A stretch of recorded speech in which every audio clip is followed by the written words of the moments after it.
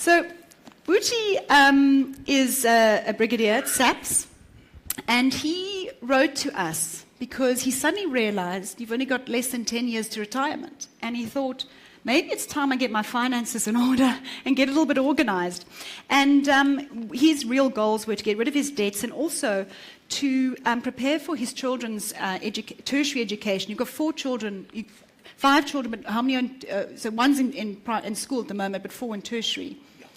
3 in tertiary. So he is going to be entering retirement, still having to pay tertiary education fees. So part of that journey is to make sure that those children's education is cared for, because so he doesn't have to draw on his retirement income.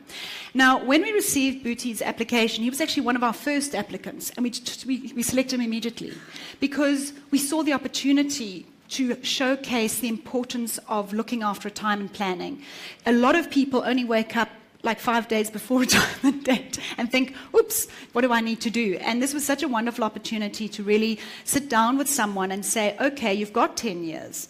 What do you need to be putting in place? And Buti also has wonderful ideas about, he's not going to retire. He has to retire because that retirement age is 60, but he's got a lot of plans about what he wants to do with the rest of his life. And we felt that his journey was going to tell a lovely story. So, Buti, I'm going to hand over to you. Okay. Thanks, Maya. Afternoon.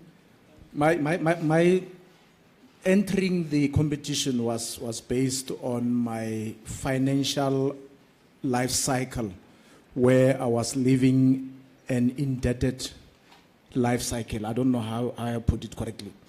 I bought a car. I started by buying a car which was out of the motor plan. Every year I used my 13th check to fix the car. Then Bank A gave me a credit card. The following year, Bank B gave me a credit card. I found myself having a lot of money. Then I started spending. And then I started living now a cycle of debts where I took a loan to close the loan, took a loan to close the loan, until Absa City Press came. I read the City Press and I said, let me try. Maybe there's something I'm missing there. Then I was introduced to MED. Then we drew up medium-term, short-term, medium-term, and long-term goals. Then we started splitting my problems, my financial crisis, in terms of those goals. And then one thing that I've realized after I've entered was that I was a reckless spender because of those credit cards. I thought I'm rich, I've got money, but I was not aware I'm digging myself into a financial grave. I was on the verge of going into a debt review just before City Press and Absa came through for me. But yes, that's how I started, and then I embarked on this journey, and then my eyes were opened with those 3 things three plans that Matt Rootman did for me. And with plan A, your short term, I managed to close off my credit cards, which I couldn't do for 4 years. But within 6 months, I managed to close them off. So just in 6 months, can I tell them the amount? In 6 months, he's paid off 68,000 Rand in credit card debt. Thank you.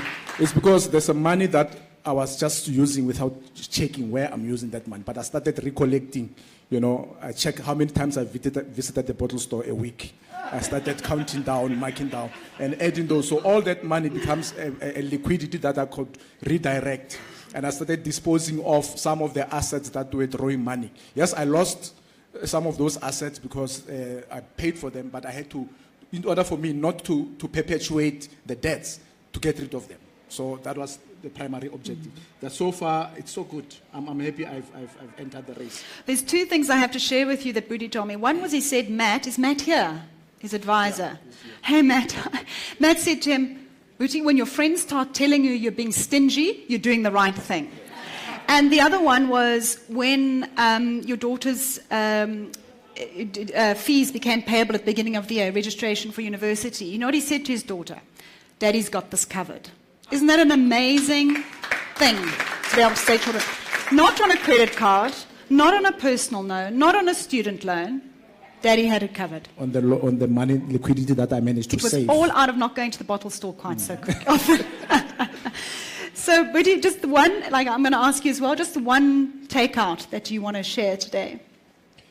What I have learned through this journey was the mistake that I've committed. Never, ever use the debt alone to pay loans, because you'll forever be indebted So that's the main, the primary, the good lesson that I've learned. Never ever use the debt to pay off the debt. You'll never get out of the debt. Thank you. Fantastic. Thank you, Buti.